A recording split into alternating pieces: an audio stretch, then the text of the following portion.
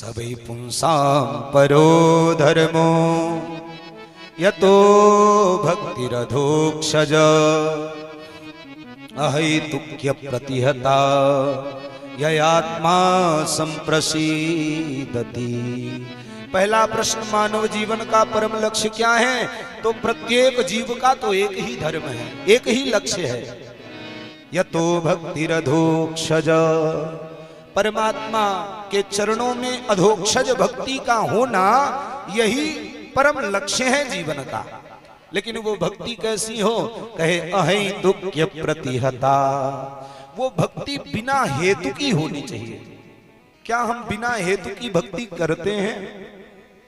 क्यों हम बिना हेतु की भक्ति ग्रहण करते हैं? बिल्कुल नहीं करते हैं। हम तो कथा भी सुन रहे हैं पितरों के कल्याण के लिए, हाँ? हम तो दान भी करते हैं तो अपने कल्याण के लिए। हम तो 1 रुपए के कपूर में भी बदले की कामना करते हैं, सुख संपत्ति घरे आवे कष्ट मिटे तन का। भले कई रुपया कपूर जलाए है भगवान, लेकिन सारी संपत्ति हमरे ही घरे आवे, चाहे पड़ोसी घर कुछ न जाए। प्राय हमारी तो ये वृत्ति होती है। अच्छा, इतना भी हो तो भी ठीक है। विद्यार्थी जीवन में भगवान की कब याद आई? जब हाई स्कूल इंटर की परीक्षा सामने आई, पहुंच गए हनुमान जी के पास, हे हनुमान जी पास कराओ 1.25 किलो। अच्छा, नहीं पास कराए, फेल करा दिए तो तब तो हम लड्डू खिलाएंगे नहीं आपको। हम ये भक्ति कर रहे हैं या व्यापार कर रहे हैं? परमात्मा से कभी कुछ नहीं मांगना चाहिए। हमारी भक्ति कैसी है? हम सीलिंग फैन भी दान करें तो उसके भी प्रत्येक पत्ती में फलाने के द्वारा समर्पित सप्रेम भेंट। वो पंखा चल रहा है, पंडित जी नाच रहे हैं, कोई पढ़ नहीं रहा है, लेकिन हमने दान किया, इसका गान कैसे न हो?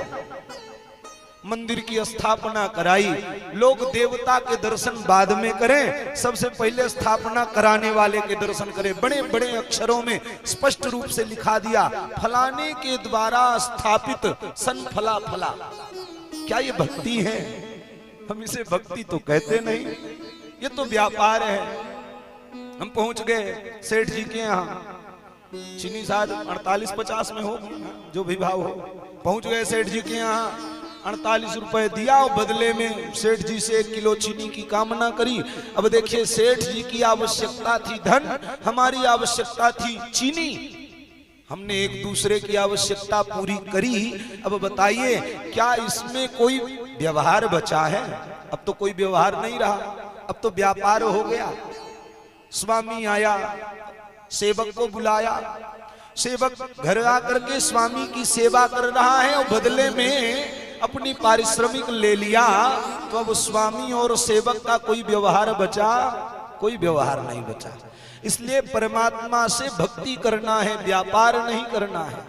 भक्ति करिए परमात्मा के प्रति, कुछ मत मांगिए। अच्छा, मांगेंगे भी तो कितना? जितनी हमारी बौद्धिक क्षमता, वही सुख संपत्ति घरे आवे हैं ठाकुर जी, बस इतना ही चाहिए और तो कुछ चाहिए नहीं। हम मांगने वाले कहाँ उदार भिखारी, और वो देने वाला कहाँ उदार दानी। अगर वो देने पर आ जाए तो 21 पीढ़ी तार दे रहा है। त्रिशक्ति भी पिता पूत पितृ भी सहते नघ, 21 पीढ़ी का कारण ही तार दे रहा है। इसलिए परमात्मा से कभी कुछ मत मांगो। किसी ने कहा, महाराज बड़ी ऊंची ऊंची बात कर रहे हो, अगर नहीं मांगना था तो ये मांगना शब्द बना ही क्यों? क्यों बना? तो अगर मांगना है तो परमात्मा से नहीं, परमात्मा को मांगिए। केवल भाव बदलना है, परमात्मा से मत मांगिए, परमात्मा को ही मांगना आरंभ कर दीजिए। एक संत ने बड़ा सुंदर भाव दिया, मैं अगर मांगू तुझे तो तुम न देना कुछ मुझे, वरना आशिक नहीं मजदूर हो जाऊंगा मैं। हे प्रभु, अगर हमसे मांगने की गलती हो भी जाए तो आप देने की गलती मत करना। अगर आपने दे दिया तो फिर हम आपके प्रेमी कहाँ रह गए? फिर तो हम मजदूर हो गए। मैंने अभी बताया, आसक्ति और प्रेम में अंतर है। प्रेम क्या है? जहां केवल देना ही देना होता है, लेने का भाव बने ही ना, वो है प्रेम। लेकिन प्रायः हम लोग क्या ऐसा प्रेम करते हैं? आजकल हम लोग जिसे प्रेम कहते हैं वो प्रेम नहीं, वो भी आसक्ति ही है, वो भी व्यापार ही है। स्पष्ट शब्दों में किसी ने 10 बार फोन किया और पलट करके आपने एक भी बार नहीं किया तो वो शिकायत जरूर करेगा, क्यों जी हमने 10 बार किया, आप एक बार भी नहीं कर सकते थे। तो यहाँ प्रेम नहीं, यहाँ तो आसक्ति है। वो आसक्ति से बचा जाए, प्रेम को ग्रहित किया जाए। क्यों? परमात्मा को प्रेम ही प्रिय है। राम ही केवल प्रेम प्यारा, राम ही केवल प्रेम प्यारा, राम ही केवल प्रेम प्यारा, राम ही केवल प्रेम प्यारा। जान ले हो सोई जान निहारा, जान ले सोई जान निहारा, जान ले हो सोई जान निहारा, जान ले सोई जान निहारा। न दानम न तपो निज्या, न शौचम न व्रतानि च, प्रीयते अमलया भक्त्या, हरिरण्यत विडम्बनम। परमात्मा को प्राप्त करने के साधन क्या है? न दानम, जरूरी नहीं है कि दान से परमात्मा मिल ही जाए, इसकी कोई गारंटी नहीं है। न तपो, बहुत ज्यादा तपस्या करने से परमात्मा मिलेंगे न शौचम, माघ की ठरी में 4-4 बार गंगा जी में डुबकी लगाओ, मिल जाएंगे ठाकुर जी? नहीं मिलने वाले।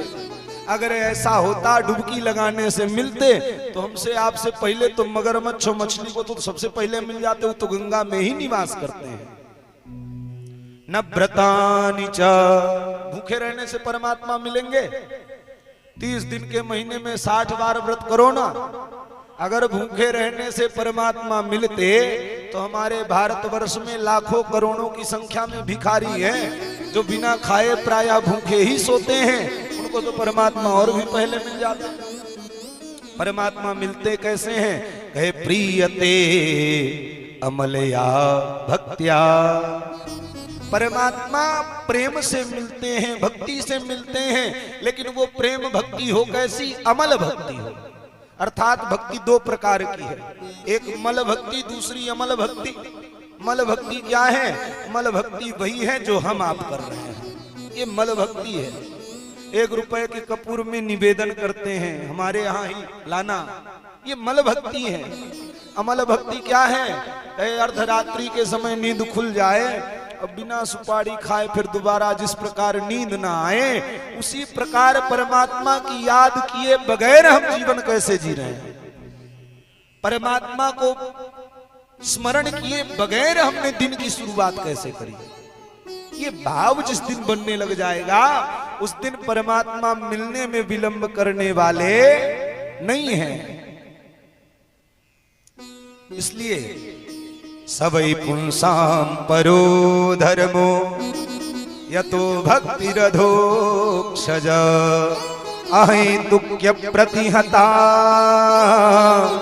जब हम परमात्मा के प्रति बिना हेतु की भक्ति करते हैं तो परमात्मा की करुणा अप्रतिहता, अप्रतिहत होती है, जिसे समाप्त करने पर भी समाप्त किया जा नहीं सकता है। ययात्मा संप्रसीदति, और ऐसी करुणा जिस पर हो जाए ऐसी आत्मा ही परमात्मा को प्राप्त होती है।